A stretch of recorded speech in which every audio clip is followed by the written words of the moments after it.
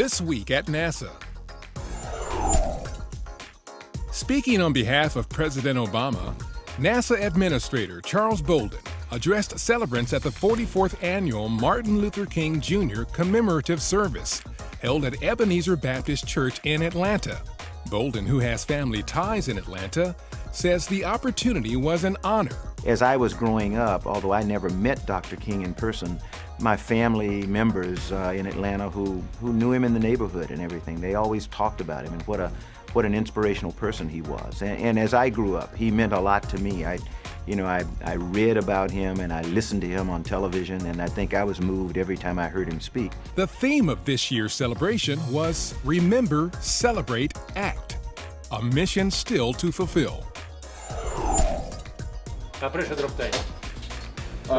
He's correct at 70 seconds. Okay. The next three crew members of the International Space Station talked about their upcoming mission aboard the orbiting laboratory in a news conference from the Johnson Space Center. Really, the main reason that we're up there is to conduct science, and now that we are at station complete, our goal is to get the 35 hours a week of utilization or time working on experiments. So we plan on putting a lot of time into that. It's really the main focus.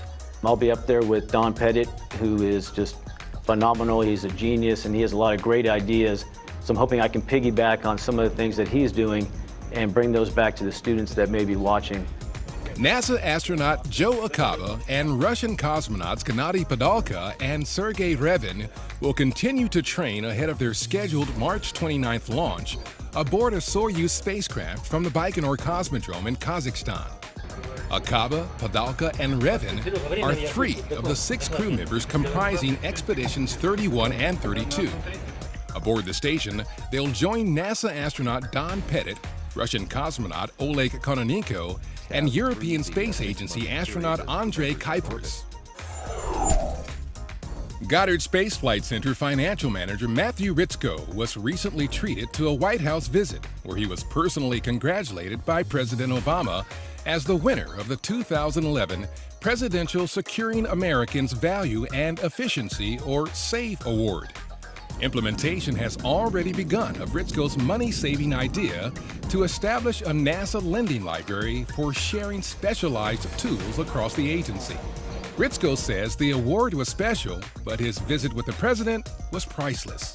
For me, making the visit to the White House was very humbling, and it was something I will always carry with me for the rest of my life. I don't think many people have the opportunity to be in that kind of a situation where you're one-on-one with the president in the Oval Office. I think it's something that's going to be extremely memorable for me and my family and a highlight of my career. Exciting new findings about everything from the most remote galaxies in the universe to stars and planets right here in our cosmic neighborhood were announced at the annual meeting of the American Astronomical Society held this year in Austin, Texas. Among the findings, the discovery by NASA's Hubble Space Telescope of the farthest protocluster of galaxies ever seen. The cluster of 5 tiny galaxies is about 13.1 billion light-years away and was seen as it appeared 13 billion years ago. The discovery was made using Hubble's Wide Field Camera 3. These new images were captured by NASA's Dawn spacecraft as it continues to orbit the rocky asteroid Vesta. And collaboration between NASA's Chandra X-ray Observatory and the National Science Foundation-funded Atacama Cosmology Telescope in Chile has yielded the discovery of the largest galaxy cluster seen in the distant universe. Located more than 7 billion light-years from Earth, the El Gordo galaxy is hotter, more massive, and produces more X-rays than any other known cluster. This winter gathering of the AAS, often called the Super Bowl of astronomy, attracts thousands of astrophysicists, educators, students, and journalists from around the world.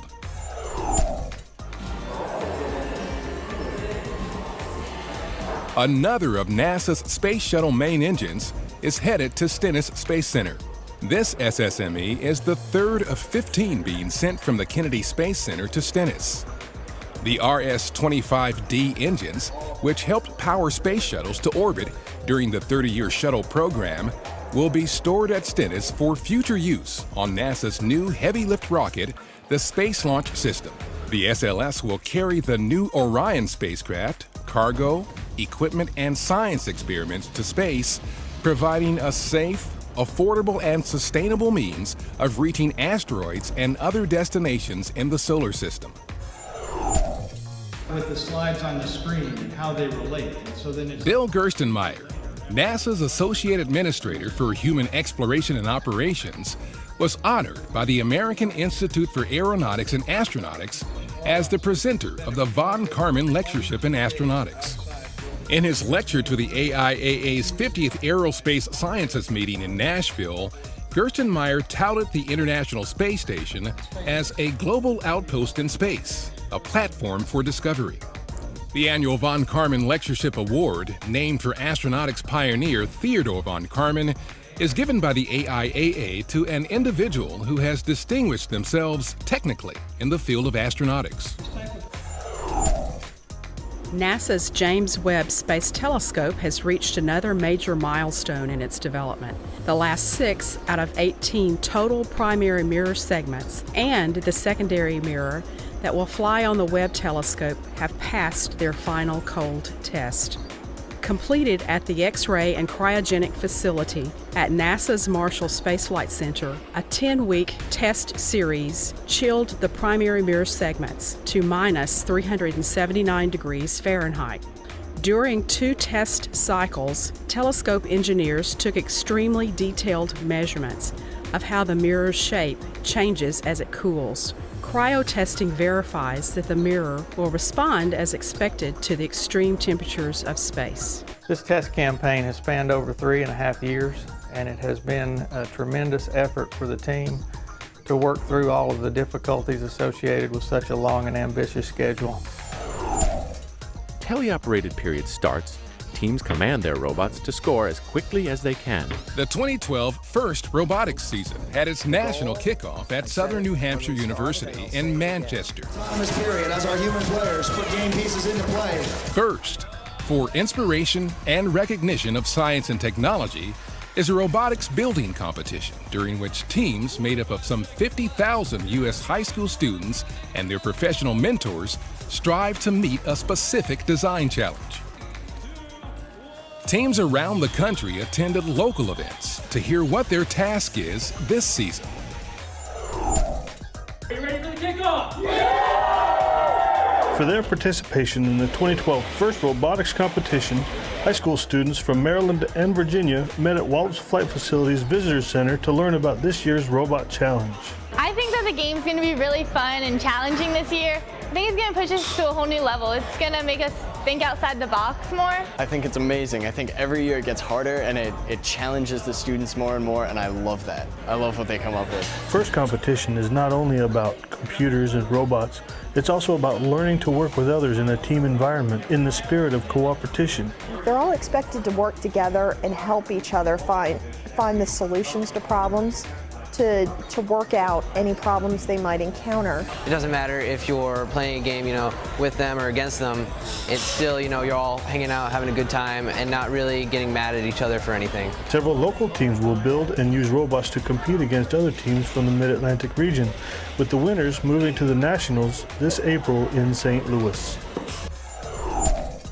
It's high energy here in Cleveland, Ohio. Over 100 high school students received their assignment and picked up their kit of parts, a common set of parts to build a robot in only 6 weeks in preparation for the upcoming high-tech FIRST robotics competition, March 22nd through 24th at the Wolstein Center in Cleveland, Ohio. Really the whole purpose is to get kids at high school level and other ages involved and inspired to do science and technology. You don't have to be a rocket scientist or something like that to be inside robotics. Anybody can be inside robotics if you like working hard and trying new things. Don't be intimidated. If you love math and science or if you have any interest in it at all, this isn't an opportunity you should miss, and there's nothing else like it out there. 12 high school student teams from Alabama and Tennessee received materials for building their robots during the first kickoff at Calhoun Community College in Decatur, Alabama. Each team was given the same kit that includes motors, batteries, a control system, a small personal computer, and a mix of automation components, but no instructions. The teams were shown the new Rebound Rumble game playing field for which they'll design, build, program, and test their robots, all within 6 weeks. Their first regional competition will take place in March.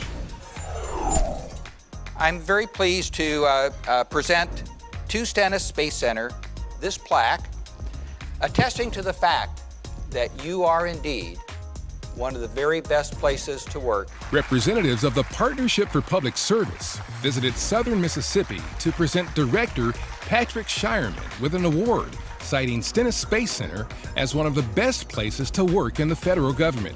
A recent survey released by the nonprofit Nonpartisan Organization once again placed Stennis at number 5 of the best government facilities to be employed, and among NASA's 10 centers, number 1. Former NASA astronaut Mae Jemison, the first African-American woman in space, recently led a Hollywood delegation on a visit to the Johnson Space Center. Actors Terrence Howard, Nate Parker, and David Oyelowo were accompanied by director Anthony Hemingway, who were in Houston to promote their new movie, Red Tails. This film celebrates the heroic exploits of the Tuskegee Airmen, America's all-black contingent of World War II pilots. The group met several astronauts and toured several of JSC's astronaut training facilities. We have an image here on Mission Control. 6 years ago, on January 15, 2006, the return capsule from NASA's Stardust spacecraft landed in the Utah desert, completing its 2.9 billion-mile round-trip journey to collect dust samples from the tail of comet Vilda 2. Research done on these particles, gathered from the capsule's aerogel collector, revealed surprises, including the sample's closer resemblance to a meteorite from an asteroid than that of an ancient comet. Stardust is the first spacecraft to make it back to Earth with cometary dust particles in tow. And that's This Week at NASA. For more on these and other stories, log on to www.nasa.gov.